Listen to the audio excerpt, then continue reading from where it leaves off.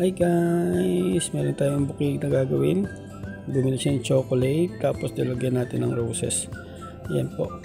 Gawa natin muna yung chocolate ng holder niya. Yan po ang paggawa ng holder. Tape nyo lang po para po hindi ma-deform yung chocolate pag in-arrange nyo yung roses na ilalagay nyo sa kanya. Ganyan lang po ang paglalagay ng holder. Okay na po siya. Matibay na. I-prepare natin yung mga red rose. Yan, ilagay po natin pa ganyan dahil papalibutan natin siya. Tignan nyo lang po kung level na yung pagkakalagay nyo ng rose. Then linis-linisin nyo rin yung flower para hindi nakakasagabal yung mga dahon niya. Yan, nililinis ko pa at yung iba may mga mahabang dahon. Yan, so i-level lang natin. Pag nilagyan na natin yung isang side ng mga roses, tape lang po natin. Sundan nyo lang po yung pag-a-arrange ko para po may matutunan kayong panibagong design. Yan. Tape po natin. After natin i-tape, i-turn natin sa kabilang side. Ayan, naka-label naman na siya. Lagyan na rin ulit natin ng roses para mabilugan na lahat. Ayan, plus tape ulit natin. Ayan, kompleto na ang unang round ng red rose. At lalagyan pa natin yan sa ibabaw. Maybe 6 to 7 pieces po ilalagay natin dyan para mabilog. Pero one side lang po. Yan po yung design ng customer dahil nagtitipid po siya sa roses. Ayan, hindi na po natin lalagay yung kabilang side. Dyan lang po. Ayan, ibibilog lang natin. Lagyan natin sa kabila para maging bilog. Ayan, after natin maibilog ang mga rose at may pwesto, i-ready ko na rin po ang mga gypsophilia. Ilalagay natin sa gilid. Ayan na po ang gypsophilia. Naka-ready na po lahat yan. Ititape ko na lang po dyan sa mga rose. Ayan. Ayan po ang design na napili ng customer. Ayan. At umabot na kayo sa video dito. Huwag niyo pong kalimutan mag-like at subscribe sa channel ko. Ayan po. Maraming po salamat.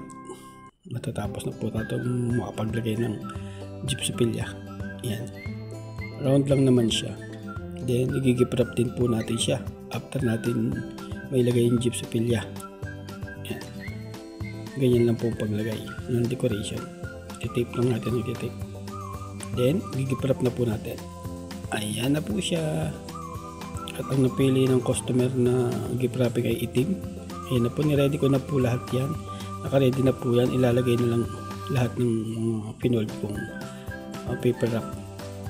Tape lang po natin. Sundan nyo lang po yung style ng aking ginawa. Yan lang po. Tuloy-tuloy nyo nga lang po. Yan. Tapos i-level nyo lang po yung distance ng paper para magandang tignan yung gift wrapping ninyo. Ayan. Tuloy-tuloy lang po. Then, i-tape nyo lang po. Tatapos na po tayo. At yung customer din nagmamadali na rin dyan. Ayan. Ayan. Sana naibigan nyo ang aking panibagong design at nasundan nyo kung paano ginagawa ang design na to. Ayan.